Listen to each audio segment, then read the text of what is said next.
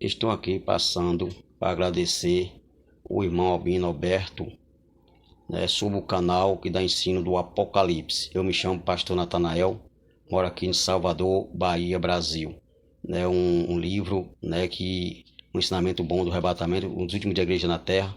Estou aqui agradecendo, por esse ensino que ele tem dado, Que Deus abençoe em nome de Jesus.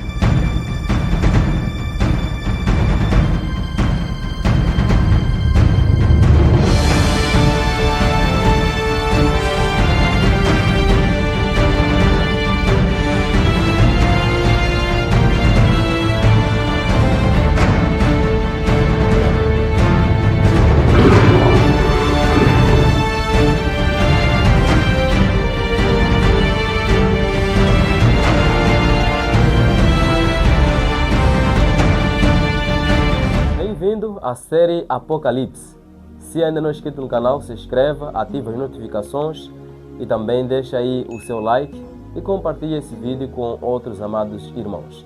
Bem, então nós vamos entrar no capítulo número 7 de Apocalipse. De lembrar que nós terminamos falando sobre o sétimo selo, onde vimos que praticamente a meia hora em profecia corresponde a 7 dias, onde nós entendemos que Cristo vai deixar o céu para vir à terra e depois voltar ao céu com seus filhos, e esta viagem vai demorar aí 7 dias. Então, se você ainda não viu este vídeo, eu te convido a ver este vídeo aí, abaixo, sobre o sétimo selo, onde nós detalhamos, onde fizemos cálculos de acordo com a profecia e vemos que exatamente é isto. Então, vamos aqui avançar agora para outro capítulo que estava em parênteses, nesse caso o capítulo 7, onde nós vamos ver aqui sobre os 144 mil selados. Quem são eles, de onde saem e quando é que passaram a existir? Ou seja, já existem? Ou será que existiram ou existe ou existirá? Quem são os 144 mil? É a pergunta que muitas pessoas fazem quando estudam o capítulo 7 de Apocalipse. Então vale informar que nós não vamos estudar todo o capítulo 7 hoje, mas nós vamos assim dividir em partes para nós podermos entender mais melhor. Então eu quero convidar assim a abrir a sua Bíblia em Apocalipse capítulo 1, capítulo 7, versículo 1 até o versículo 3. Então nós vamos aqui debruçar nesses capítulos. Então, nesses versículos. Primeiramente, temos o versículo 1 que diz assim: Depois disto, vi 4 anjos em pé nos 4 cantos da terra, conservando seguros os 4 ventos da terra, para que nenhum vento soprasse sobre a terra, nem sobre o mar, nem sobre árvore alguma. Depois destas coisas, vamos começar primeiro daí analisando o que significa dizer depois destas coisas. O que João quer transmitir aqui com esta primeira parte? Ele está querendo dizer que depois dele ter visto sobre os 6 selos, então depois dessas coisas, agora ele vai passar assim a ter outras visões, ou seja, outras cenas da visão do Apocalipse. E aí então, agora neste versículo 1 que nós lemos agora, diz que João ele viu 4 anjos em pé nos 4 cantos da terra. Primeira pergunta que vamos colocar é: será que existem 4 cantos na terra? Creio que você vai concordar comigo. Não existe 4 cantos da terra. Mas, de uma forma simbólica, o apóstolo João está querendo nos dizer aqui sobre os 4 pontos cardeais. Estamos a falar de norte, sul, este, oeste. Então, praticamente, encontramos que, resumindo de uma forma, esses 4 pontos da Terra, ou 4 pontos da Terra, como é dito aqui, são 4 pontos cardeais, que nós já estudamos até na escola. Então, quando se diz 4 cantos da Terra, significa todo o mundo, de uma forma universal. Então, o que esses anjos estão a fazer? Nos é dito que esses anjos estão segurando os ventos. Para ser estranho, né? É possível segurar vento? Eu creio que a sua resposta é não. Não é possível segurar um vento. Mas é dito aqui que os anjos estão a segurar os ventos, para que eles não soprem sobre a terra, sobre o mar, árvore ou contra qualquer criatura na terra. O que significa então vento em profecia? Tratando-se de Apocalipse, nós temos que aprender a decifrar na própria Bíblia, saber o significado do vento. Então, quando nós lemos aqui alguns versículos, como por exemplo, Daniel capítulo 7, versículo 2 e 3, 16, 17 também, Isaías capítulo 17, versos 12 a 14, nos dão a entender primeiramente que os ventos, elas significam conflitos, guerras, tensões políticas. Mas também nós podemos avançar ainda e entender também que os ventos significam momentos críticos para o povo de Deus. Podemos também entender como um momento em que o povo de Deus vai passar por um aperto. E nesse caso nós vamos ainda detalhar no capítulo 13, onde nós vamos ver aí sobre aquilo que nós chamamos de decreto dominical. Ou seja, os governantes vão poder impor leis que vão poder assim restringir a liberdade religiosa e a liberdade de consciência. Então Deus não permite que cheguem essas leis de opressão, leis de obrigações, leis que restringem a liberdade religiosa e de consciência, porque Ele ainda quer que muitas pessoas tenham a oportunidade de ouvir as mensagens de Deus. E outra coisa também, Deus não permite que o mundo entre no momento de uma guerra nuclear. Quero acreditar que você tenha acompanhado as guerras que têm acontecido em Israel e vários outros lugares. Então Deus não permite que haja uma guerra nuclear, porque acontecendo esse tipo de guerra, muitas pessoas vão morrer sem a salvação. Então Deus restringe as guerras nucleares para que as pessoas tenham a oportunidade de poder ouvir a mensagem de Deus. Vamos então prosseguir.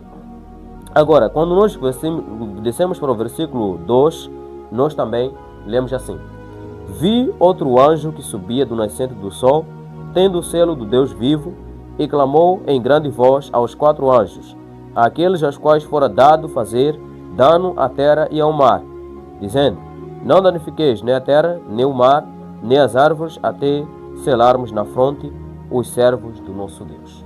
Então encontramos agora que nesta parte dos versículos 2 e 3, agora é outra parte do momento do capítulo, ou seja, é a parte do selamento, assim como é chamado.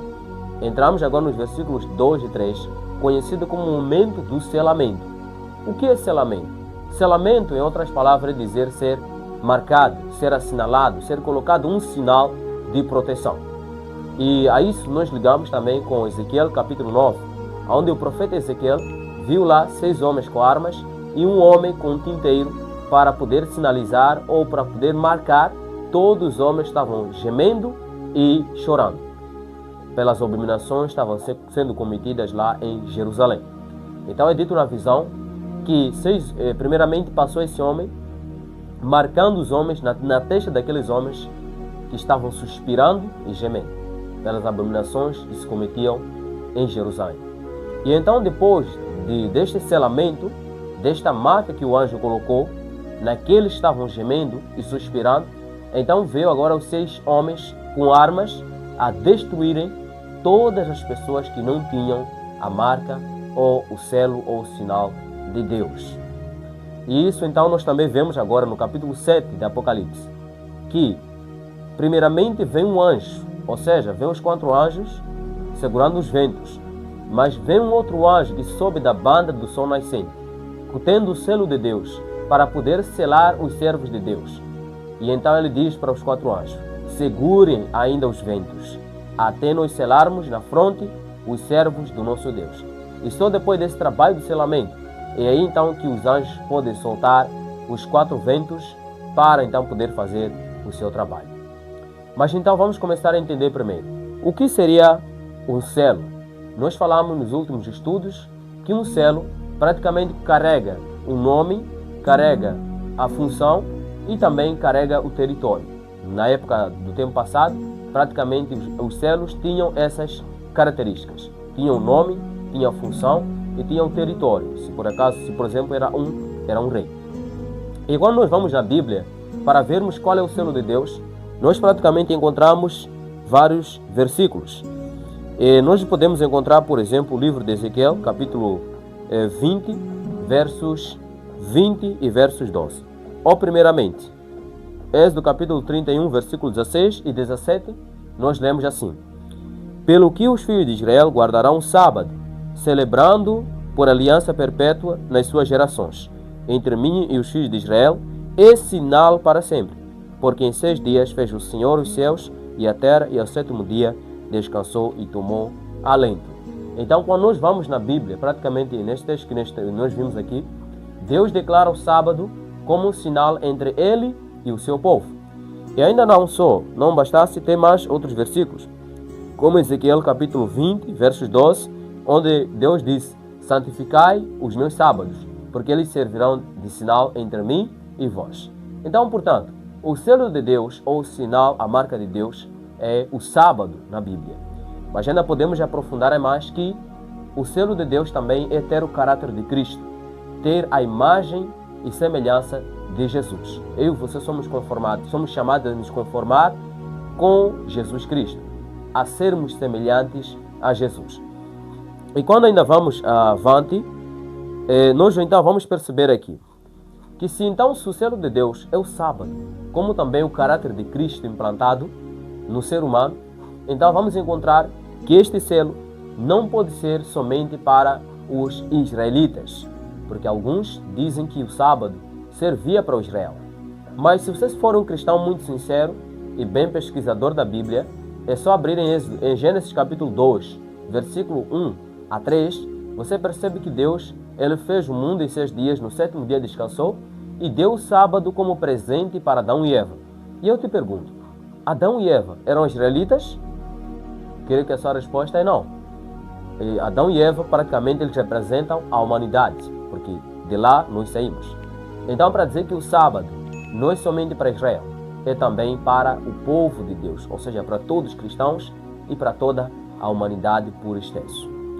E ainda mais, que quando nós vamos a perguntar agora quem é o Israel de Deus nos dias de hoje, nós vamos aqui, por exemplo, lermos alguns versículos.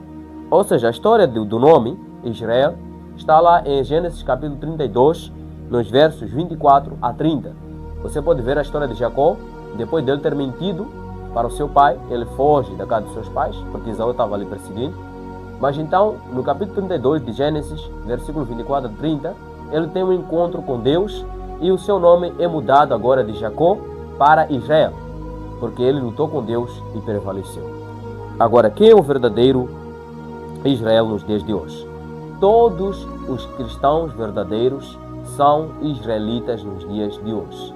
São considerados Israel.